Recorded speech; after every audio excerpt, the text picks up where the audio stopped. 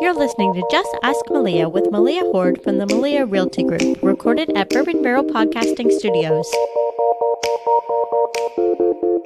Hey everybody, it's Malia Horde with the Malia Realty Group, and we are back at the bourbon table for our next collaborative conversation. And today we have Lisa Sharp with Sharp's Candy, which is Lexington's most famous chocolate store, and super excited to have our dear friend here to share her story with me. For those of you that haven't heard of Sharp's Candy or actually haven't come to the Candy Cane house out there on Regency Road, wait till you hear about their story. It's just an amazing family business, and we're super excited to hear Lisa share that with us. So welcome, Lisa. Thanks, Malia. I really appreciate you having me today. Oh my God, we were so excited. All of us in the office were like, can we just do it at the Candy Cane? Can we please do it there? And I'm like, I don't think the recording studio will work as well. So we'll have to get to the bourbon table and then hop on over and eat some chocolate. Sounds great. So you have had this amazing family business, and of course you got to get married into the business. So I'd love to share that story with everybody else. But tell us, behind Sharp's Candy is an amazing story. Share a little bit of that with us. We've been in business for almost 50 years. Wow. My husband and I actually bought the business from his parents when we got married, which was 30 years ago. So lots of times people come in and say, are Mr. and Ms. Sharp still there?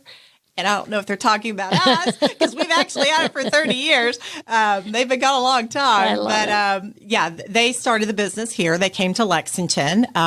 His mother's family actually had 5 stores in Evansville, Indiana. Oh, I didn't know that. They did. And now his 2 cousins have their own candy stores in Evansville. They kind of broke up the family a little bit, and they're Lib's Candies in Evansville.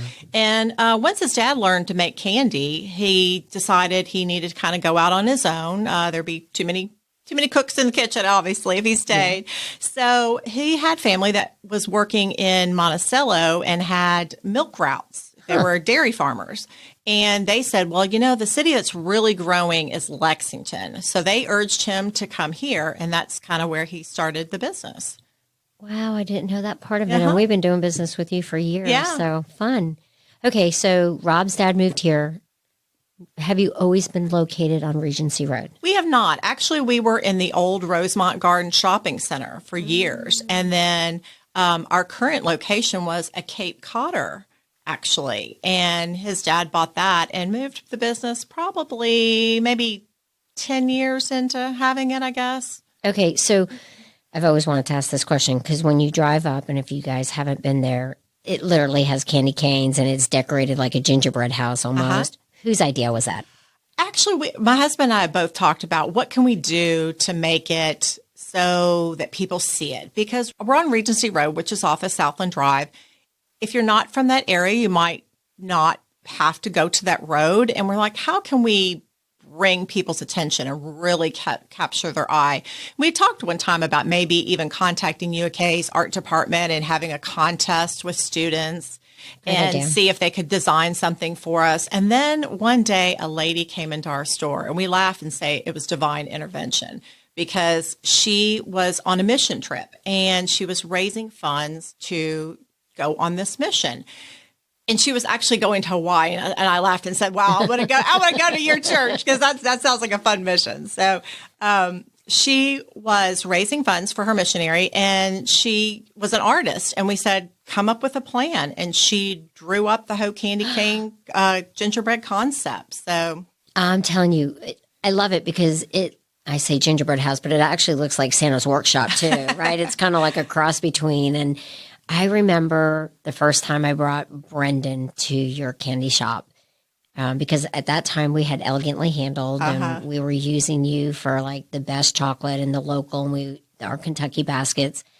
And the expression on his face when we drove in was like, oh, and then became a family trip. Every time my mom came in town from New Jersey to visit the boys, she would take the kids to Sharp's Candy because for those that haven't been there, you better race because everybody that leaves gets this silver tray pulled out and you get a piece of candy. Who started that idea? Because it's brilliant. I'm sure they've done that for years and years. Probably did it back at Lib's Candies because it also might cause you to pick something that you've never tried before. And then usually people are like, what is it? What did I have? And where is that? So it actually helps sales because people try, different things and maybe never knew what that was or didn't even know that they liked those. So it's a very sensory place to be. You walk in, you get that waft of chocolate in the air and you get to see the chocolate and it's just, then you get to taste it and touch it. So yeah, it's a very sensuous place to be. Okay, so tell us. So when you go there, you guys actually make a bulk of the candy. I know you bring some in because there's all different novelties that you have and different assortments. But tell us about making the candy because it's almost like going to Krispy Kreme for a donut. You can go to Sharp's Candy and see that you guys are actually making it, which is a rarity. We do. We actually buy the chocolate. It's a very high grade chocolate, and then my husband makes all the centers. It's a homemade recipe that we don't share with a lot of people. And it's very unique because we don't buy the centers already made like a lot of stores would and then just cover things in chocolate. We actually make the entire center. And that's why our creams are so different than you might find other places. We also roast all of our nuts in-house. So it was kind of really important during the pandemic when a lot of people couldn't get meat or meat was scarce or expensive. A lot of people don't eat meat and are buying nuts to supplement their protein. We roast them. We have unsalted, salted, and raw nuts. So we have a huge variety of nuts to choose from. Okay, so you're talking about the soft creams, and I know what they are, but there may be some people out there that aren't in Kentucky that are listening or haven't been to the store, which they're going to probably run to. Tell us about the soft creams and the different types of candies. We have 13 varieties of creams. A lot of them are fruit creams. We have a vanilla, we have a chocolate, maple, strawberry, cherry, coconut, raspberry, whipping cream, buttercream, and a coffee cream. So they are melt in your mouth creams. Oh yeah, they are. Very soft. And then they're like little balls. And then we make a lot of varieties that also have nuts in them. We have just chocolate covered nuts, and then we have, which kind of our signature piece is a saddle, which is pretty much a turtle. It's caramel and pecans covered in chocolate, but my husband makes the best caramel. Oh, yeah. Our caramels are like nothing else. And you make your caramel. We do. Right now we're having caramel apples, and our caramel is phenomenal. It's not like what you would find in a grocery store. It is amazing. Now, if you have not had the caramel apple run, you got to go there, and there's different varieties of the caramel apple and toppings right around them. We have them with and without pecans. And then you can cut them in quarters and you can share it. Yes, they're wonderful. We will have those through Thanksgiving. Okay. And then you also have the pecan squares. And, keep going. Now, if you guys have not met Lisa and Rob, they're just an amazing couple, but you will ask Lisa how she stays so fit and thin. And I can't believe you guys have been married 30 years. She looks like she's 29, just like me, right? So, sure. Well done. It must be all the chocolate then, I guess. It is. Keeps you young. And it's long hours.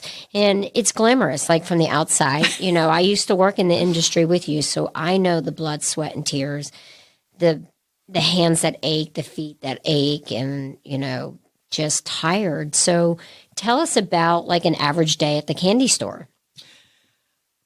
Okay. Well, we start and in the morning, my husband kind of whips up a batch, whatever we're going to make during the day. And then my job actually involves what's called enrobing. So we take whatever center we're making that day and cover it in chocolate. So I have to basically man all the machinery of making this little chocolate-like car wash for all the candy to go through. And then it goes through a tunnel and comes off, it's cooled and puts in boxes. And then we go to the other side of the store where we pack everything.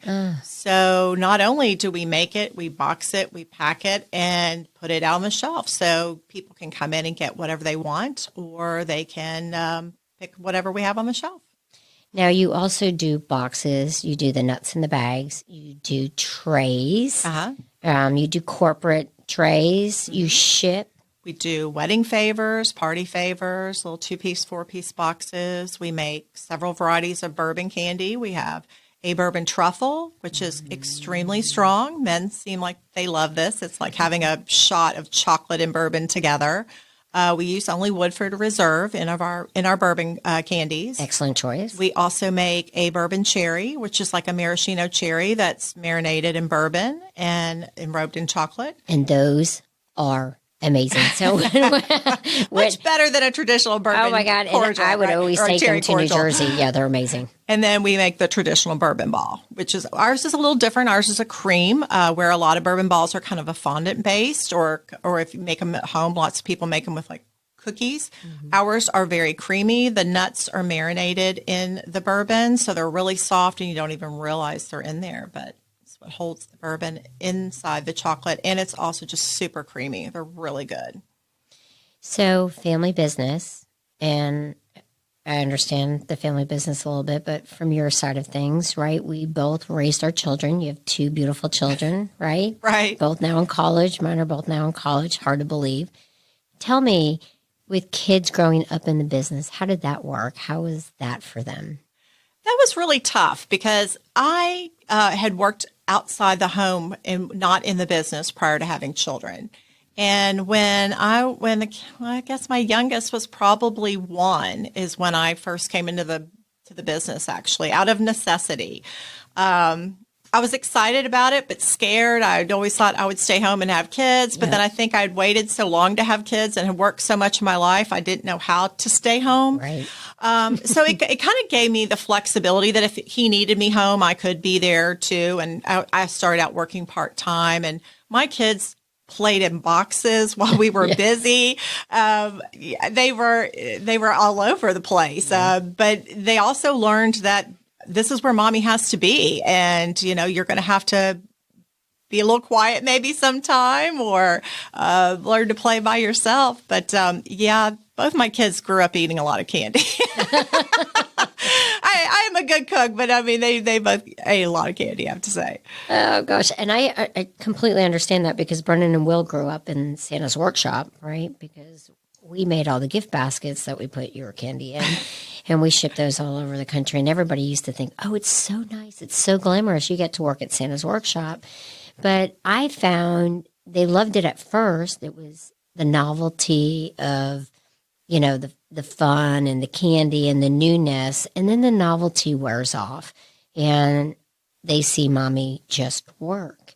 And that was a big struggle, right? So you struggle with, are you time with your kids? Do you struggle with bringing your kids to the office and not really being able to play with them and be attentive to them, but yet they're in front of you, so you justify that you are with your kids? And then we now see our kids in college, and we think, what lessons did we teach them?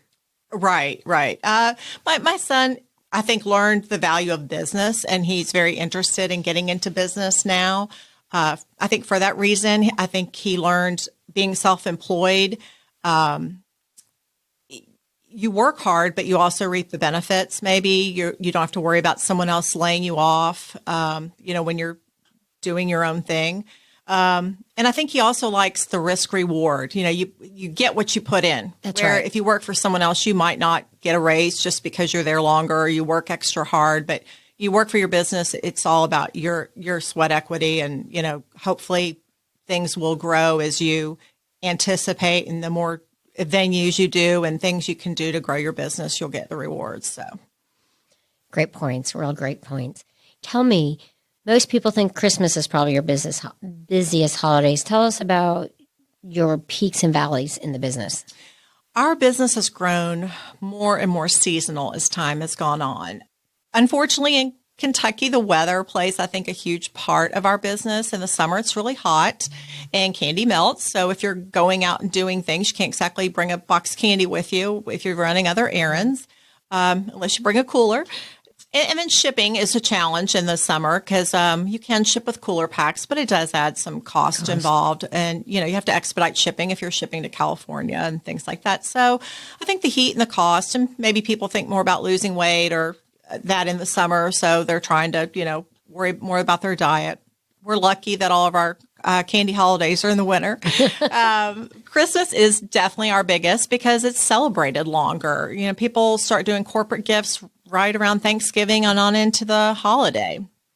Our second busiest is Valentine's Day, and it is the single hardest day of the year because it is a single day holiday, and men are procrastinators. So it's run and go, isn't it? You know, for some reason, if you give it the day before, it's not a Valentine's gift. So it's a kind of a one day hard, heavy hitter where all hands are on deck. I mean, we bring in extra family members and relatives of anybody that we know, any of our employees' relatives, neighbors, anybody that wants to come help at Valentine's Day is welcome to help. I mean, you got to beg, borrow, and steal everybody. That's right. And it's long hours, 24/7 during those days. It's fun though. It is. It's just fun. I don't know, the energy. People are so excited. The store is packed. It's a fun day, but I'm glad it's not every day. Yeah. So we have been in this pandemic that started in March, and we love connecting businesses like yours to our community and outside of our community just because it's so special and it's so different. I think your customer service and the relationships that you build with the clients and the community are so solid. How have you guys had to adapt because of the pandemic of 2020? I don't think our business has had to change drastically compared to so many, probably partially because during the bulk of the COVID crisis, it has been in those summer months where we are slow. And if you come into the store, you're probably going to be the only person in the store. And most people aren't there for an hour. If they're there to pick up their item and then they go. So we haven't had to change a whole lot. We've always been wearing gloves, so that doesn't change for us. We've always cleaned a lot, so that hasn't really changed. Probably the biggest factor was doing the curbside service during Easter because that was so new to us and we weren't used to it. But other than that, like I said, we're not changing a whole lot. Okay, so Christmas is coming. You guys do a lot of corporate gifts. Yes. And I know personally with our business, we always love to love on our clients and stuff. So how do people get in touch with you to do corporate gifts? Where do they find you? Or is it better to call? Is it better to stop in? Is it better for your website, social media outlets? Tell us. I really urge people to stop in because with being a small business, there's only so much of your product you can put online. I mean, you would have to have a catalog of just thousands of things because there's so many things that are there that you have to see. And because it's seasonal, I would have to be updating my website every day. It's like, oh, we're out of this, we're out of that. So being a small business, it's best if you come in. That way you can try things and see all the different sizes that are possible because we can create any size box you want. I mean, we have 2-piece boxes all the way to 5-pound boxes. There's no way I could put all that on the website. Website's a good start, I think, to kind of see what we have, but then to really experience everything, it's best to come in. We just have the one location, and we've done that for years just to keep the freshness. I think when you have multiple locations, there's no way you could track how long everything's been there because it's left your one spot. I know how long everything has been out on my shelf. I know when I made everything. And I just, it's kind of a destination. It's not a place you go every day. And like I said, since it's holidays, I think people want to come and see the source. And so I have to ask this question because it's a little personal. You work with Rob. Yes. And you're married to Rob for 30 years. So a lot of people ask, how does that all work with working with your husband, going home to your husband? I guess it wasn't a foreign concept because his parents worked together and my parents worked together. So it was kind of a natural progression for us. And I always laugh because people say, oh, don't you see each other all day long? Sort of, but not really, because he's either in the office or the kitchen and I'm kind of out front and in the packing room. So even though we're in the same building, we may not be in the same room. And I got to tell you, everyone that we've talked to lately with family businesses that the spouses are together almost say about the same thing, that there's always this misconception with people from the outside that you're right on top of each other all day long, right? And it's really not. Like with real estate, Chuck isn't in the business with me, but he is part of the business because he does all of our financial accounting and our business planning. So he's in the business, even though he's not the front of the business. And people are like, don't you ever get tired of that? Well, life has its ups and downs, but I feel like we're always working towards the same goal. Right. And we always have the best interest of the family and the business at heart. So I think that's the plus. You're exactly right. I mean, we aren't together 24/7. And the funny thing is people say, well, yeah, Rob told me this. I'm like, well, I didn't know that. He goes, what do you mean you all work together? I think sometimes we forget that we didn't tell each other things because we're, we could, but sometimes you just tell someone else and think you did. So yeah, very true. Very true. So the holidays are coming up and it's National Chocolate Week coming up as well. So we're super excited to spotlight you guys with that or whatnot. And I know with the pandemic, you're not able to do some of the things with the community that you guys are so known for. But you have raised your family here and stuff. Tell us why Lexington is so special to you guys. Lexington, it seems to be one of those places that the economy does well no matter what the rest is going on in the other parts of country. It's been very stable economy. I think we're very fortunate to have the horse and racing industry here, which brings international people here. So we get travelers from all over the country, and it's just a wonderful, stable, family-friendly place to be. I totally agree because I'm the Jersey girl that's moved here and we've raised our boys. So after 21 years, I have to agree that, and I think if we were on the water, the beach, everybody would be here. We wouldn't be working, Malia. Okay, I have to ask one more question that's like brewing through my mind. Although I am a total Woodford fan, a double O, yum. How was this decision made only to use Woodford? Can I ask that? Am I going to get you in trouble? No, Are you not at open all. to other bourbons? When we decided which bourbon we were going to go with, we did a bourbon tasting at home. We had a million of these little airplane bottles out, trying them all. And it was like, oh gosh, we got to take a step back because after a while, it's like you can't tell one from the other. And I think a lot of it, believe it or not, had to do with the water content in the bourbon is very, very important because you need it to not evaporate out when you make it in the candy. And so depending on what proof the bourbon was, it kind of changed the taste. And all because a bourbon sometimes tasted good, it would be lost in the candy. And then sometimes some of the bourbons that were not as good would be improved by using the candy. So we just kind of, after doing multiple tastes and trying it out, we said, we need to pick something that everyone loves, it's stable, and still gives the punch. Right. And that's kind of what we came up with after, I can't tell you how many we tried. Now, that would have been a great place to be. But it has to mesh well with the candy. And that was really the deciding factor is that you knew what you had at the end of the day. It still wasn't like, where's the bourbon taste? It still gave you that punch. So what is your favorite piece of candy? My favorite piece of candy is the caramel dipped in dark chocolate. It is that's my go-to piece all the time. Always. Yeah. And I always know which one it is because it's really square. It is really square. And I honestly think it was at Sharps that I started to like dark chocolate because you told me once that you should really try the dark chocolate one. It's better for you. And it was your favorite. And since then, I eat dark chocolate.